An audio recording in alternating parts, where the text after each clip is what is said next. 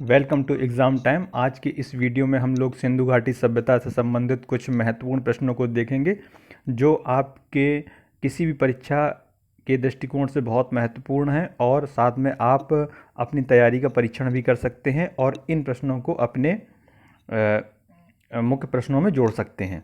तो आइए शुरू करते हैं। आज का पहला प्रश्न लेते हैं।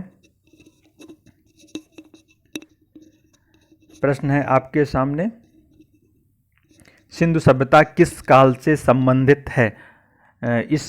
हर प्रश्न में हम आपको 4 ऑप्शन देंगे। आप वीडियो को पॉज करके उसका आंसर दे सकते हैं और उसके बाद हम आपको उसका आंसर बताएंगे और उससे संबंधित कुछ महत्वपूर्ण प्रश्न भी बताएंगे।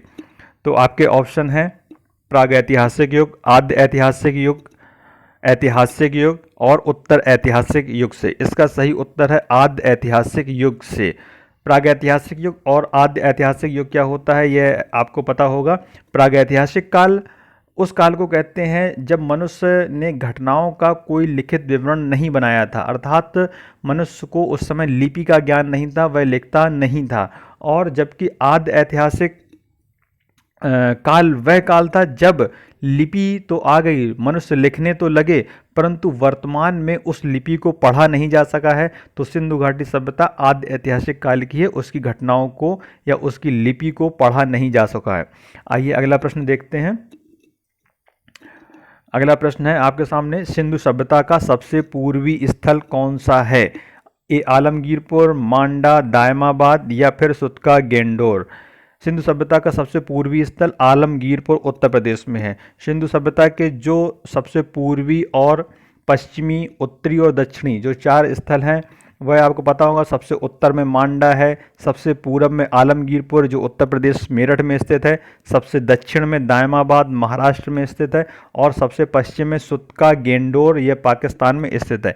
यह सिंधु सभ्यता का कुल विस्तार है। मैप में आप जो देख सकते हैं डार्क एरिया है, यह सिंधु घाटी सभ्यता का विस्तार है। आइए अगला प्रश्न देखते हैं। सिंधु घाटी सभ्यता को आर्यों से पूर्व रखने का क्या कारण है? अर्थात सिंधु घाटी सभ्यता जो है उसको आर्य सभ्यता से पहले का क्यों माना जाता है? आपके ऑप्शन है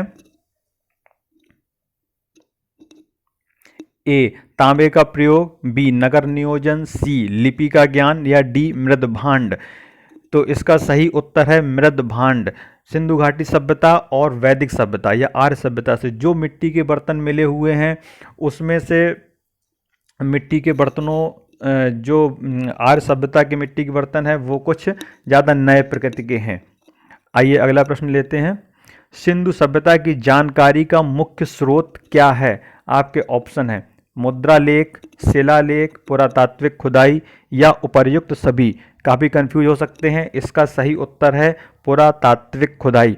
देखिए मुद्राएं तो सिंधु घाटी सभ्यता में मिली हुई हैं, परंतु उन मुद्राओं में क्या लिखा है इसलिए उनको पढ़ा नहीं जा सका है, इसलिए सिंधु घाटी सभ्यता में मुद्रा लेख को जानकारी का स्रोत नहीं माना जा सकता है। शिलालेख आप ध्यान रखें, शिलालेख सिंधु घाटी सभ्यता का कोई भी शिलालेख प्राप्त नहीं हुआ है। जो भी जानकारी मिली है वह संपूर्ण पुरातात्विक खुदाई से ही मिली हुई है। खुदाई में बड़े के बड़े शहर मिले हुए हैं जैसा कि आप चित्र में देख सकते हैं, और इनसे ही जो वस्तुएं मिली हैं उनसे ही अनुमान लगाया गया सिंधु घाटी सभ्यता के बारे में। आइए अगला प्रश्न देखते हैं क्या है। अगला प्रश्न है, हड़प्पा सभ्यता में मिट्टी के बर्तनों में किस रंग का प्रयोग हुआ है? आपके ऑप्शन है लाल, नीला, हरा, पांडु या फिर नीला। तो इसका सही आंसर है लाल। सिंधु घाटी सभ्यता के जो बर्तन प्राप्त हुए हैं उसमें लाल और काले रंग का प्रयोग किया गया है। आप इस बर्तन में देख सकते हैं इसका रंग कुछ धुंधला हो गया है। इसमें लाल रंग से बर्तनों को रंगा जाता था, उसके बाद काले रंग से उस पर आकृतियां बनाई जाती थी। आइए अगला प्रश्न देखते हैं। मूर्ति पूजा का आरंभ कब से माना जाता है? तो पूर्व आर्य, उत्तर वैदिक काल, मौर्य काल या फिर कुषाण काल। तो मूर्ति पूजा का आरंभ पूर्व आर्य या जिसको हम लोग कह सकते हैं कि जो आर्यों से पहले की काल था या हड़प्पा सभ्यता काल था उसमें मूर्ति पूजा प्रारंभ हो चुकी थी। हमको पता है हड़प्पा सभ्यता में एक मातृ देवी की मूर्ति मिली है। मातृ देवी की मूर्ति का प्रयोग उस समय किया जाता था, तो उससे यह निष्कर्ष निकलता है कि उस समय के लोग मातृ देवी की पूजा किया करते थे। आइए अगला प्रश्न देखते हैं। अगला प्रश्न है, हड़प्पा सभ्यता में पाई गई मोहरों और टेराकोटा में किस पशु का निरूपण नहीं है? आपके ऑप्शन है गाय, गैंडा, हाथी या फिर बाघ। आप ध्यान रखेंगे इसका सही आंसर है गाय।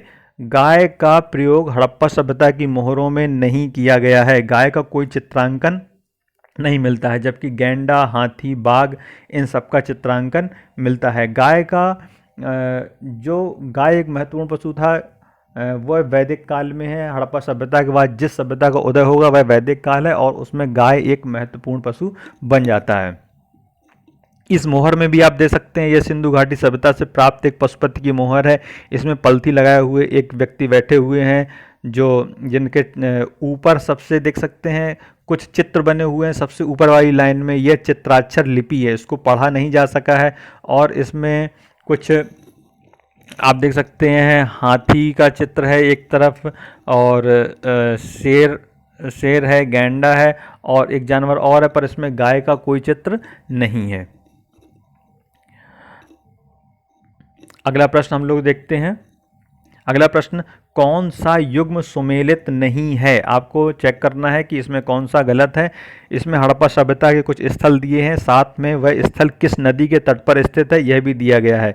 हड़प्पा, रावी, लोथल, भोगवा, कालीबंगा, घग्गर या रोपड़ झेलम। इसमें रोपड़ झेलम नदी के तट पर नहीं स्थित है, जबकि यह सतलज नदी के तट पर स्थित है। आइए अगला प्रश्न देखते हैं। जुते हुए खेत के साक्ष्य कहाँ से प्राप्त हुए हैं? इंपॉर्टेंट प्रश्न है। ए कालीबंगा, बी बनावली, सी लोथल या फिर डी हड़प्पा। तो इसका सही आंसर है ए कालीबंगा। जुते हुए खेत के साक्ष्य कालीबंगा से प्राप्त हुए हैं। आइए अगला प्रश्न देखते हैं। सिंधु सभ्यता के किस स्थल से विशाल स्नानागार के साक्ष्य मिले हैं? इसके ऑप्शन है ए रोपड़, बी मोहनजोदड़ो, सी कालीबंगा, डी हड़प्पा। तो इसका सही आंसर है मोहनजोदड़ो।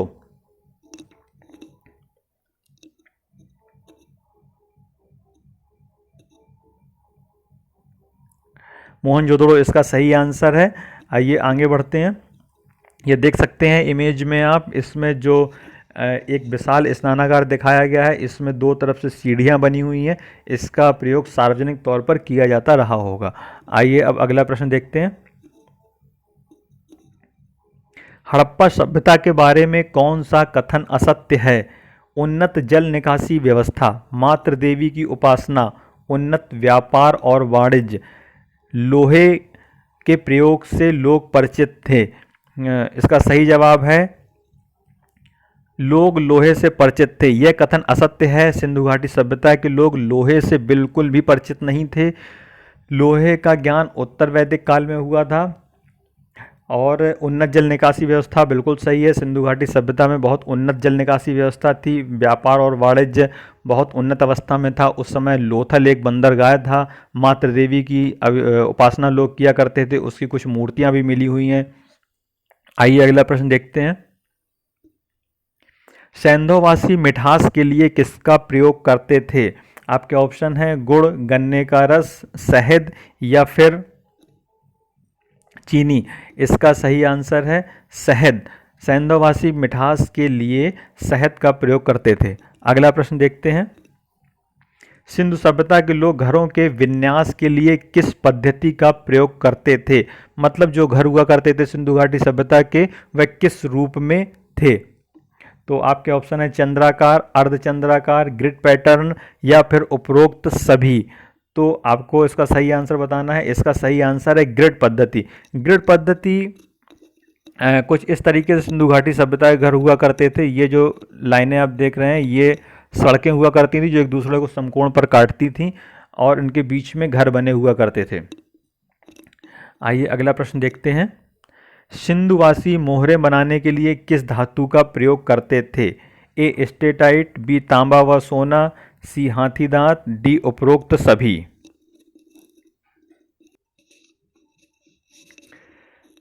इसका सही आंसर है उपरोक्त सभी। स्टेटाइट, तांबा, सोना और हाथी दांत सभी की मुद्राएं प्राप्त हुई हैं, परंतु ध्यान रखना है कि सबसे ज़्यादा मोहरें स्टेटाइट, यह एक मुलायम पत्थर होता है जो नदी घाटियों में मिलता है, उसकी प्राप्त हुई हैं। आइए अगला प्रश्न देखते हैं। सिंधु सभ्यता के कौन से केंद्र उत्तर प्रदेश में स्थित हैं? ए आलमगीरपुर, बी हुलास, सी ए व बी दोनों और डी कालीबंगा। इसमें सही आंसर है ए व बी दोनों। आलमगीरपुर, जैसा हमने बताया कि सिंधु सभ्यता का सबसे पूर्वी स्थल था, यह मेरठ में हिंडन नदी के तट पर स्थित है, और हुलास भी सहारनपुर में स्थित है। इस तरीके से इसका ए सी आंसर। टॉपिक पर कंप्लीट वीडियो देखने के लिए आप प्लेलिस्ट पर जाकर देख सकते हैं। चैनल को लाइक और सब्सक्राइब करिए जिससे वीडियो आप तक सबसे पहले पहुंचे। Thanks for listening.